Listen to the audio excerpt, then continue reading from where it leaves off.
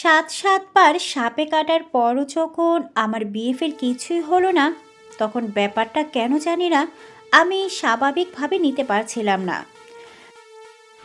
সাধারণ কোনো বিষবিহীন সাপ কামড় দিলে হয়তো আমি বিষয়টা স্বাভাবিকভাবে মানতে পারতাম, কিন্তু আমার সামনে একদিন একটা বিষাক্ত সাপ ওকে কামড় দিল। ও প্রথমে একটু ঝিম ধরে বসেছিল, তারপর স্বাভাবিক মানুষের মতো চলতে লাগলো। আমি তাড়াহুড়ো করে ডাক্তারের কাছে নিয়ে গেলাম। ডাক্তার বলল কিছুই হয়নি রোগীর। ডাক্তার তো বিশ্বাসই করলো না ওকে কোনো বিষধর সাপ কামড় দিয়েছিল, কিন্তু আমি নিজের চোখে দেখেছি ওকে একটা কেউটে সাপ কামড় দিল। ব্যাপারগুলো কেন জানি না এড়িয়ে চলতে গেলেও এড়িয়ে চলতে পারতাম না। অনেকের সাথে আমার পরিচয়টা বেশ মিরাকেলের মতোই হয়েছিল, অনেকটা সিনেমার রোমান্টিক সিনও বলা যায়।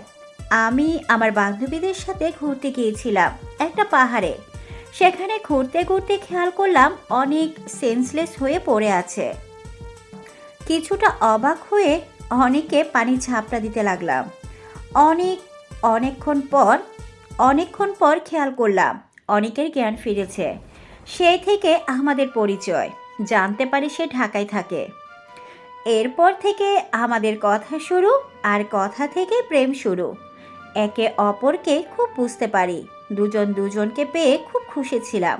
সব কিছুই ভালোই চলছিল আমাদের, কিন্তু অনেকের সাথে রিলেশনের পরপরই আমার কেমন জানি অস্বাভাবিক লাগতো ওকে।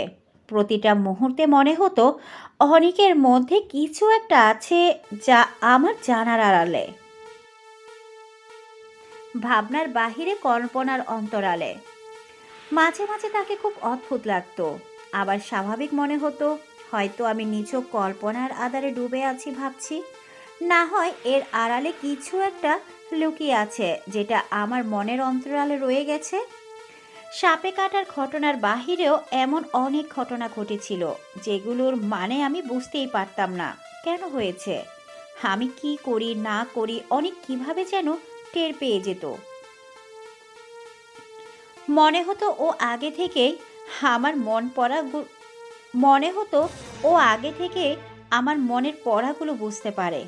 আমার মনে কি না কি ঘটছে সব কিছু যেন ওর জানা। মাঝে মাঝে আমি যা বলতে চাইতাম তার আগেও সব বলে দিত। কিছুটা অবাক হলেও পরে ভাবতাম ও আমায় খুব ভালোবাসে, তাই এমনভাবে ও আমাকে বুঝতে পারে। কিন্তু এরই মধ্যে কিছু কিছু বিষয়গুলো আমার খুব অদ্ভুত লাগতো। আমার মাথায় কোনোভাবেই আসতো না কেন এমন হচ্ছে, কি হচ্ছে বা কেন হচ্ছে বুঝতেই পারতাম না। মনে হতো কোনো একটা মায়ার জালে আমি আটকে আছি। সে মায়ার জাল ভেদ করে আসার ক্ষমতা যেন আমার ছিলই না। এই তো বেশ কয়েকদিন আগে আমার এক বান্ধবী আভার সাথে আমার বেশ ঝগড়া হয়। বলা যায় অনেক কথা কাটাকাটি হয়েছিল। এটা নিয়ে বেশ মন খারাপও হয়েছিল আমার।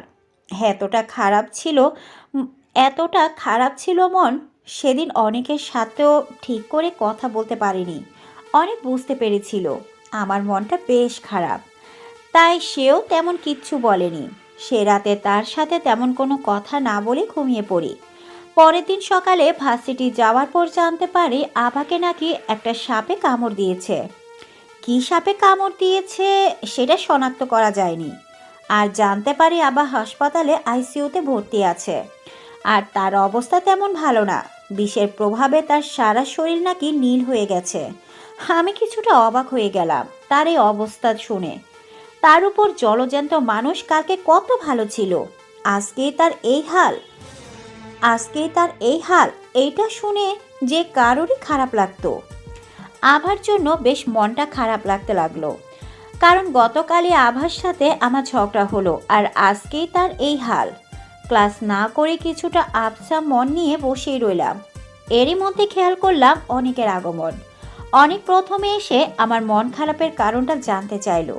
তাকে সব বলার পর বলল, তুমি কি সত্যিই তোমার ফ্রেন্ডের জন্য কষ্ট পাচ্ছ? তোমাকে তো ও কালকে কত কথা শোনালো, কষ্ট দিল। দুঃখ ভারাক্রান্ত মন নিয়ে উত্তর দিলাম, হ্যাঁ, অনেক যতই হোক ও আমার ফ্রেন্ড ছিল, ওর এই অবস্থা শুনে অনেক কষ্ট হচ্ছে। অনেক আমার হাত টান দিয়ে বলল, চলো অয়নি, তোমার ফ্রেন্ডকে দেখে আসি, এতে তোমার মন ভালো হয়ে যাবে। অনেকের কথা শুনে আমারও মনে হলো সত্যিই তো, দেখে আসলে হয়তো মনটা একটু হলেও ভালো লাগবে। এরপর আমি এরপর আমি আর অনেক মিলে আবাকে দেখতে যাই। হাসপাতালে গিয়ে জানতে পারলাম আবার অবস্থা তেমনটা ভালো না। এরই মধ্যে অনেক হুট করে বলে বসলো। আমি একটু আসতেছি। আমিও বললাম, আচ্ছা যাও। কিছুক্ষণ পর অনেক আসলো আর আমাকে সান্ত্বনা দিয়ে বলল, অয়নি দেখো, সব ঠিক হয়ে যাবে, চিন্তা করো না। অনেকের কথা বলার কিছুক্ষণ পরে ডাক্তার এসে বলল, আপনার রোগী সম্পূর্ণ সুস্থ। আমি জানি না হুট করে কিভাবে এত সুস্থ হয়ে গেল। এটা মিরাক্কেল বলতে পারেন। এমন রোগীও প্রথম এসেছে, আর এমন ঘটনা প্রথম ঘটেছে। এই বলে ডাক্তার চলে গেল। আর অনেক কিছুটা মুচকি হাসি দিল। আমি তাড়াতাড়ি আবার কাছে গেলাম, খেয়াল করলাম আবার শান্ত হয়ে বসে আছে। আবার কাছে গিয়ে আবাকে জড়িয়ে ধরলাম আর বললাম, আবা, কালকে যা করেছি সেটা ঠিক হয়নি, আমাকে মাফ করে দিস। আরে বোকা, আমিও তো ভুল করেছি, আমাকেও মাফ করে দিস। আচ্ছা আবা, তোর হুট করে এমন কিভাবে হলো? কি হয়েছিল তোর? প্রশ্নটা শোনার পর আবার মুখটা একদম ফিকে হয়ে গিয়েছিল। বেশ বোঝাই যাচ্ছিল আবা বেশ ভয় পেয়েছে। আবা ভয়াত্মক কণ্ঠ নিয়ে বলল, জানি না কি হয়েছিল, তবে রিডিং টেবিলের উপরে বসে পড়ছিলাম। রাত তখন 12:30 বাজে। হুট করে একটা আওয়াজ পেলাম, খেয়াল করলাম আওয়াজটা বেলকনি থেকে আসছে। বেলকনিতে গিয়ে কোনো শব্দ পেলাম না। বেলকনি থেকে যখন রুমে ফিরলাম, খেয়াল করলাম কেউ একজন দাঁড়িয়ে আছে আমার রুমে। বুঝতে পারলাম না রুমে কে দাঁড়িয়ে আছে। মুখটা দেখা যাচ্ছিল না, কারণ পিছনের দিকে ফিরেছিল। আমি স্থির হয়ে জিজ্ঞাসা করলাম, কে আপনি? কোনো উত্তর আসলো না। আবারও জিজ্ঞাসা করলাম, কে আপনি? এবার উত্তর আসলো না। বারবার জিজ্ঞাসা করার পরেও যখন উত্তর আসলো না, আমি একটু সামনে অগ্রসর হলাম। অগ্রসর হয়ে খেয়াল করলাম মানুষটা একটা প্রচণ্ড সাপে পরিণত হলো আর আমাকে পেঁচিয়ে ধরলো। আমি চিৎকার করতে গেলাম, কিন্তু গলাতে কোনো আওয়াজ বের হতে পারলো না। এর মধ্যে আমার সারা শরীর ঝিমঝিম ধরে নিস্তেজ হতে লাগলো, আর সাপটা আমাকে ছোবল দিল। বিষে আমার সারা শরীর যন্ত্রণা হতে লাগলো। যন্ত্রণার চোটে আমি খিঁচুনি দিতে লাগলাম, কিন্তু হুট করে খেয়াল করলাম সাপটা আবার মানুষ হয়ে গেল আর বেলকনির দিকে চলে গেল।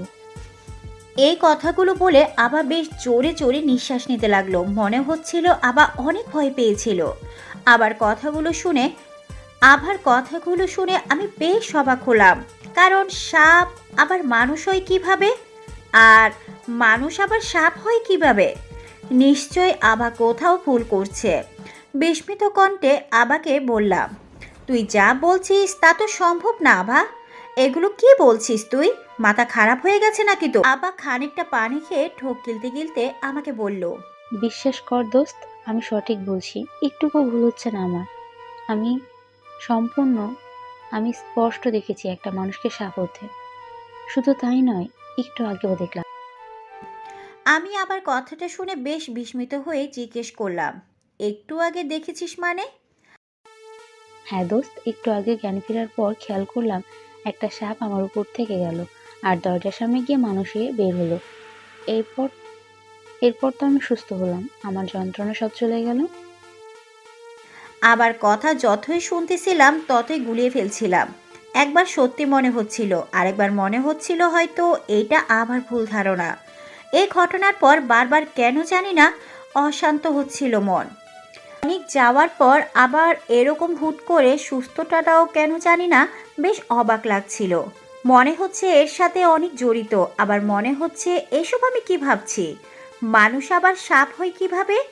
সেদিনের ঘটনা বারবার প্রশ্নবিদ্ধ করলেও আমি এড়িয়ে চলেছি, কিন্তু এর পরের ঘটনা এড়িয়ে চলতে চাইলেও যেন পারিনি। কারণ সেদিন আমি ক্যাম্পাসে বসে আড্ডা দিচ্ছিলাম। হুট করে খেয়াল করলাম আবার দৌড়ে আসতেছে। মনে হচ্ছে খুব ভয় পেয়ে দৌড়ে আসতেছে। দৌড়ে এসেই আমার হাতটা টান দিয়ে বলল, অয়নি, আমার একটা কথা আছে, তুই একটু ওদিকে চল। তাড়াতাড়ি চল, অনেক গুরুত্বপূর্ণ কথা। আমিও বুঝতে পারছিলাম না হুট করে আবার কি বলবে, আর এই রকমই বা করছে কেন। আভাকে আভাকে দেখে মনে হচ্ছে সে খুব ভয় পেয়েছে, কারণ আভা ভয়ে জোরে জোরে নিঃশ্বাস নিচ্ছিল আর বারবার ঠোক গিলছিল। খেয়াল করলাম কপালেও বেশ ঘাম জমেছে আভার। আমি আভাকে নিয়ে একটু দূরে গেলাম আর বললাম, আভা আস্তে আস্তে কথা বল, আগে রিল্যাক্স হ, তারপরে বল কি হয়েছে। এত তাড়াহুড়া করার দরকার নেই।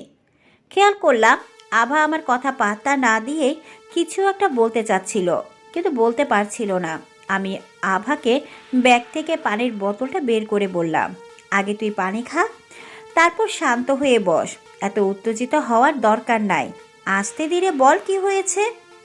আভা আমার কাছ থেকে পানি নিয়ে এক নিঃশ্বাসে সব খেয়ে ফেললো আর হাঁপাতে লাগলো। তারপর ঝিম